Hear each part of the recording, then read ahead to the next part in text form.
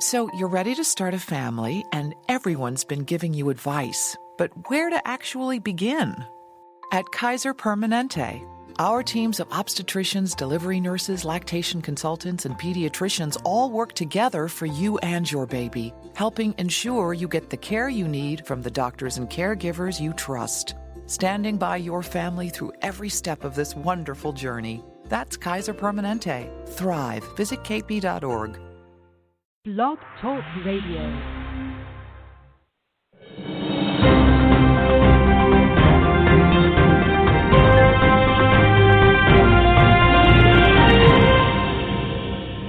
Hello, you are listening to LGBTQ America. This is Brandon Carmody. We want to welcome our listeners in the United States and around the world.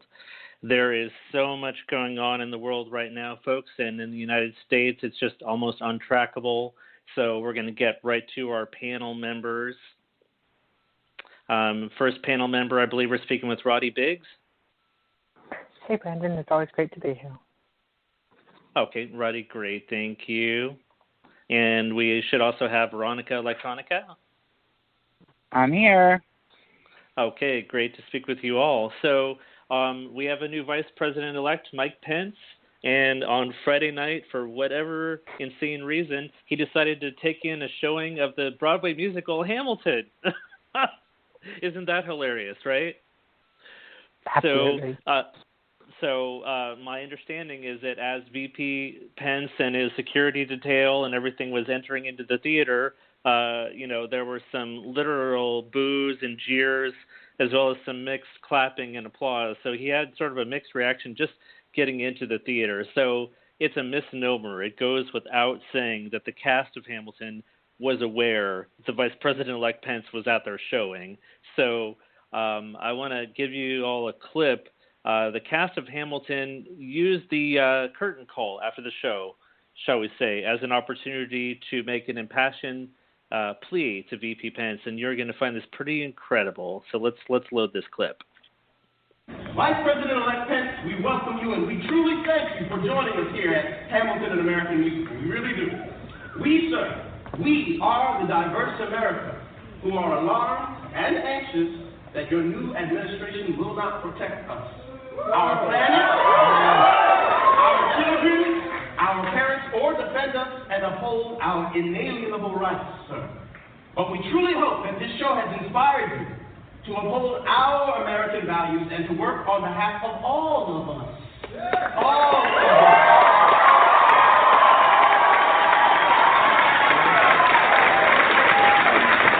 Again, we truly thank you for sharing this show, this wonderful American story told by a diverse group of men and women of different colors, creeds, and orientations.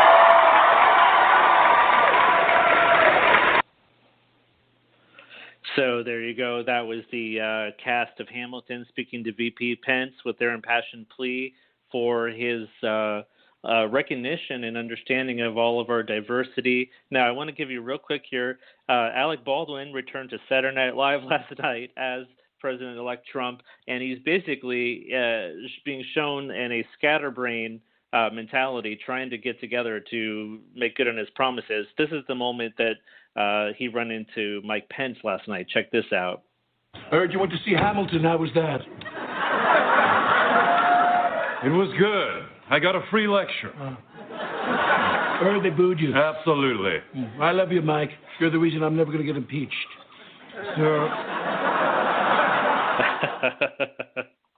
Okay, so we're coming over to Veronika, Elektronika.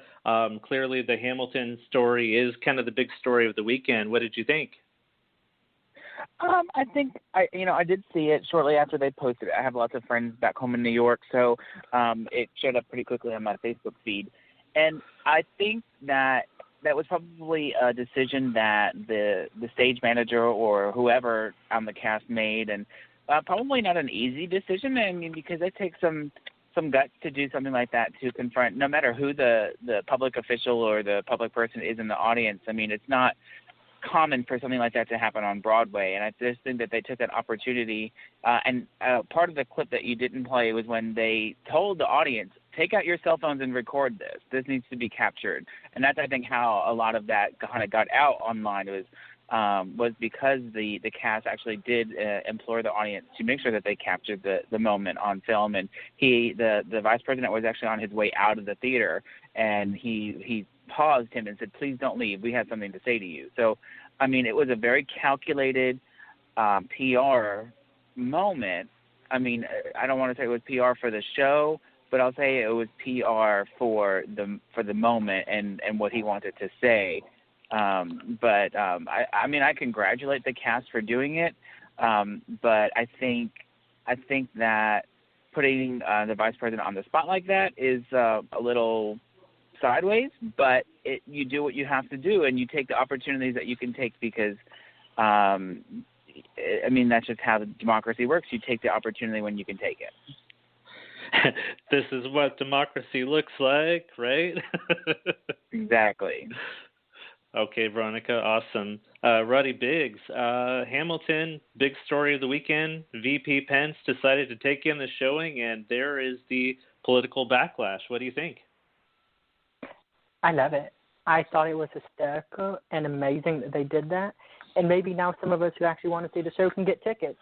So I'm all for it. And right after it happened, I went to Twitter and said, hey, if you really think taking this boycott Hamilton thing seriously, give me your tickets because I love to see it, and put hashtag equality with it. So people are taking advantage of it, and it's amazing. And I commend anyone who's going to do something on that scale because, I mean, America is founded on equality, and Hamilton speaks to that spirit. So good job, guys. Definitely. Thank you, Roddy. Yeah, and it's true. I hear that Hamilton tickets are really hard to get. So, maybe we can all go as a group showing. So we have a couple of digital guests here, guests that have pre-taped their statement. So Tara Dublin was on the show last night. And so here we go. Here's Tara Dublin's response to the Hamilton video. There are several layers here to unpack. So first of all, when he did enter the theater, we know he got booed.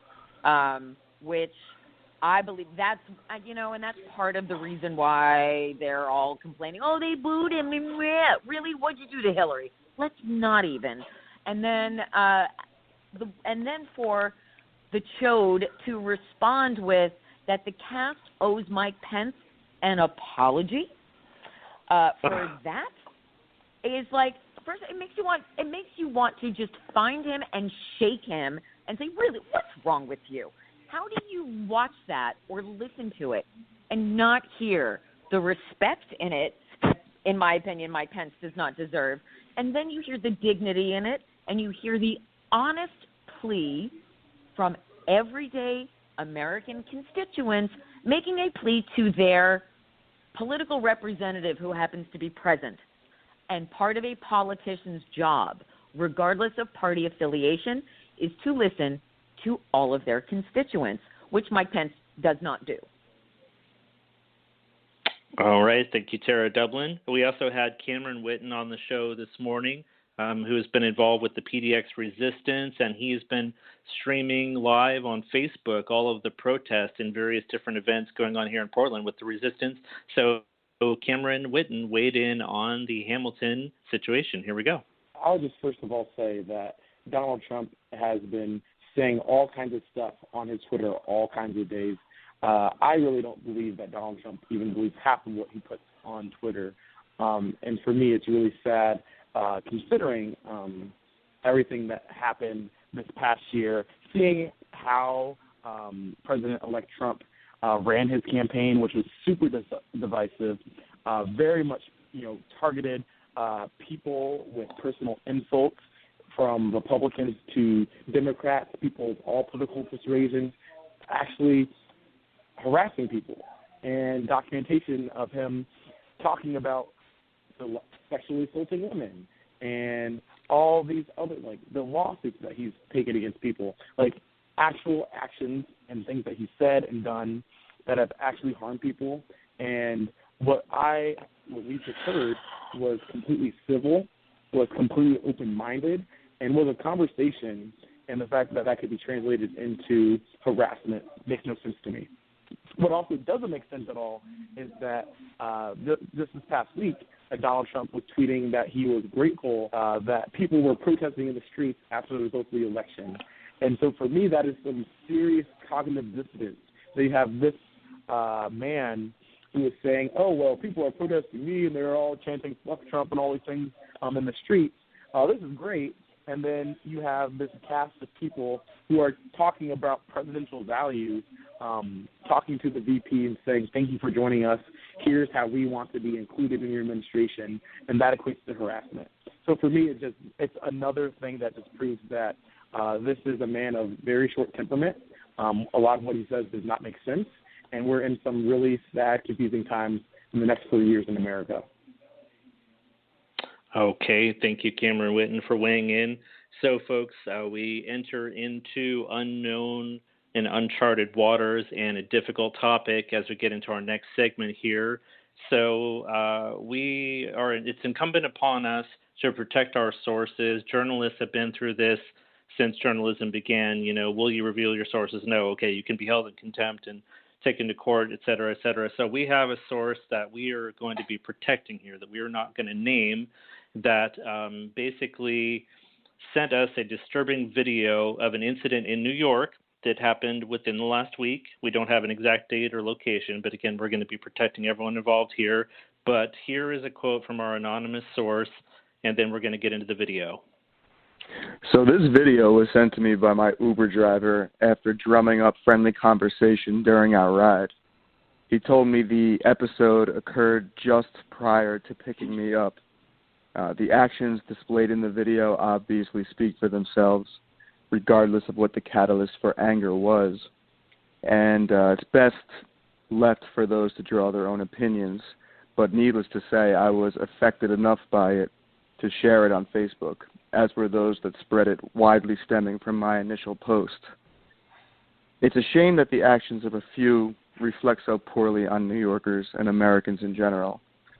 Also, I think it is worth pointing out that the Uber driver showed great restraint in the face of such hate and intolerance. Fucking Arab motherfucker, terrorist fucking cocksucker. I don't care, bro. Video. You're a loser.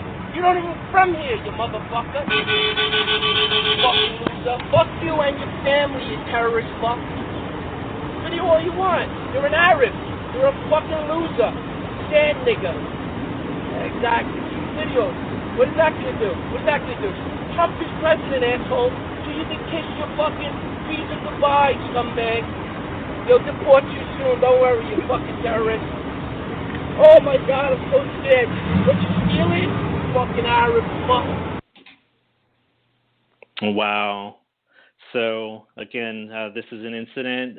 What we know at this point is that this occurred in New York sometime over the last 7 days, and that was a motorist literally committing verbal hate speech against an Uber driver.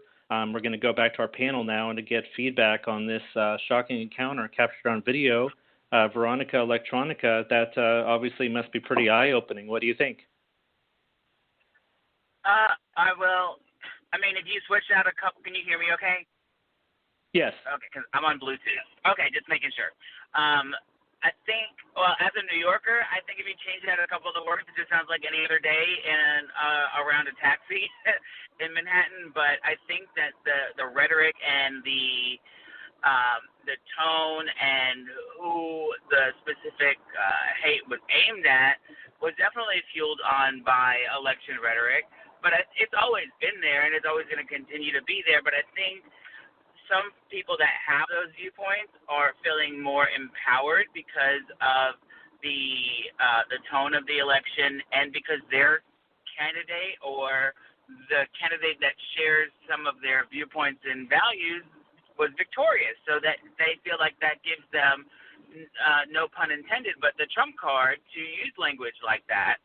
And they feel like one person is more worthy or better than another, and if someone they feel like is going to be able to sit there and take it or listen, they're going to do it. But it's something that we're going to have to deal with, and that everybody is going to just have to step up their game and just be more mindful of the community around them.